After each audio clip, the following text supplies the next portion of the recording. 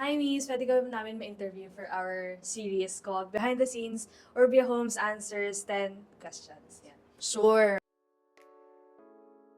Okay, I'm Abyzz and I'm the founder of Urbia. We have Urbia Homes and then Urbia Laundry. Pero I mostly focus on the homes side of things. So we started back in 2015 as a home cleaning company. We were cleaning condos, houses, some small offices, and then we realized a lot of the condos we were cleaning were Airbnbs. I wasn't really traveling at that time, so I didn't have any idea about what an Airbnb is. But we realized that it's more sustainable than just a cleaning company back in the days. So that's when we started shifting to Airbnb, and the rest is history. Any kind of business naman, whether it's a small or a medium or a big business, you always need to have your business permits. It's quite easy to do, it's just really time consuming. So if you're going to start a business, you have to make sure you have your barangay permit, you start with that. And then once you have it, you get your mayor's permit, you have your sanitary permit to operate, and then your BIR registration. You can just go online and really research kung ano yung mga permits na kailangan. If you're doing rentals like Airbnbs, you might have to work with DOT as well, or the Department of Tourism, because they have specific licenses for that. Usually with transients then ganon. But really, if you're starting, just be ready to invest a little bit of your money to register the business and get the licenses.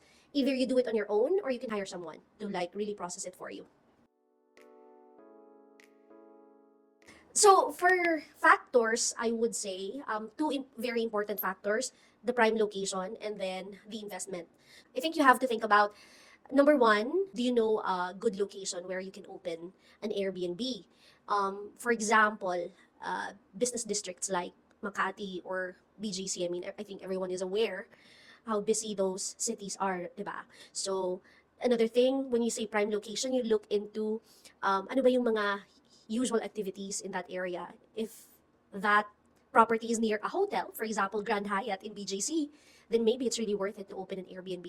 So prime location is definitely important. And then your investment.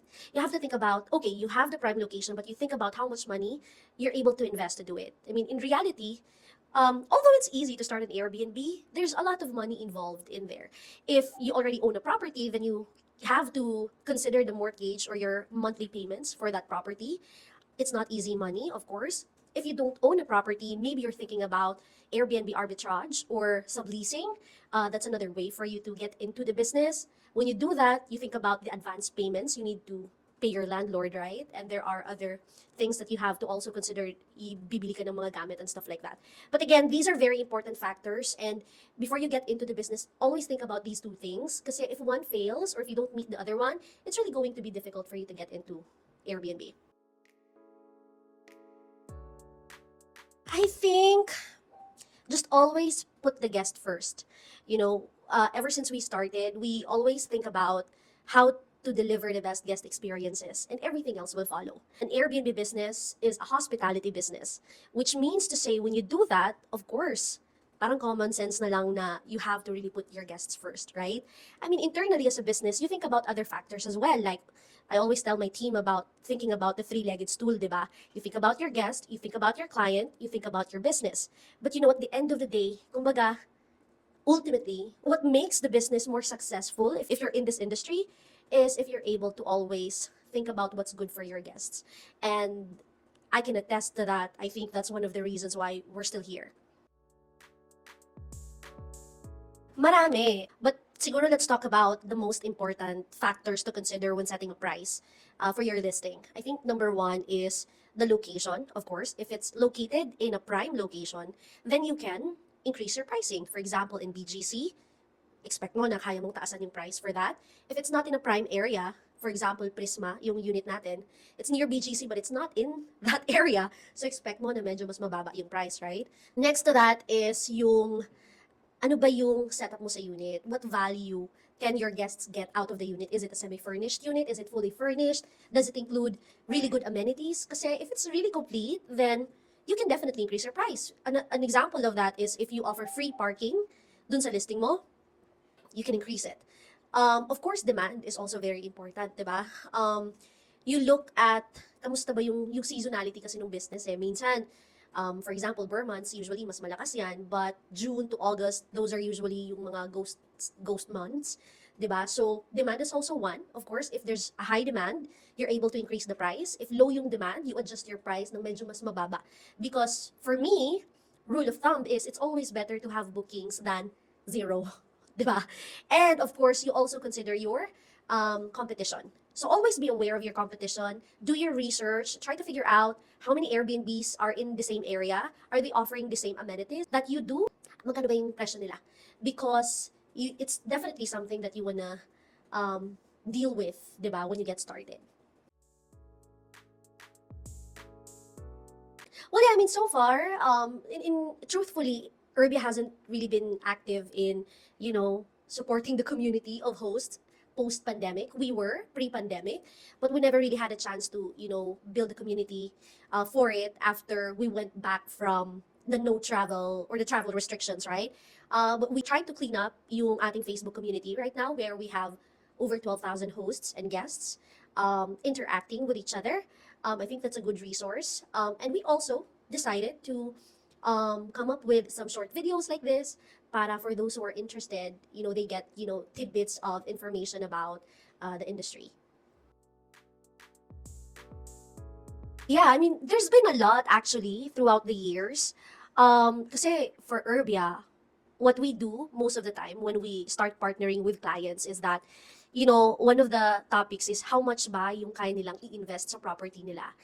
We would usually encounter clients who will tell us na this is how much we can invest muna. And then usually what Urbia does is we start ng a bit basic and then eventually we improve, we enhance the listing kapag ka nag-start na siyang kumita.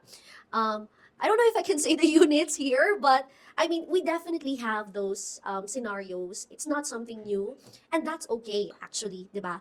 I mean, if we work with a client or a partner with a good amount of investment ready, then that's really good, diba? Because when you're doing Airbnb right now, I mean, especially at this time, talagang it's very interest-based, then we like it, diba? That's really good, but I think that's what's good about working with our team because we're really open to whatever kind of situations our partners are in. We provide honest feedback and we really try to work with them pagdating sa budget nila to get started.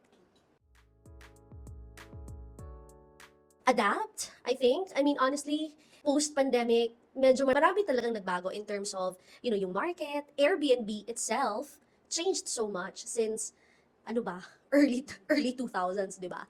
And I honestly, like personally, it's been a challenge for me to adapt to the changing needs of the business, right? But that's the thing eh.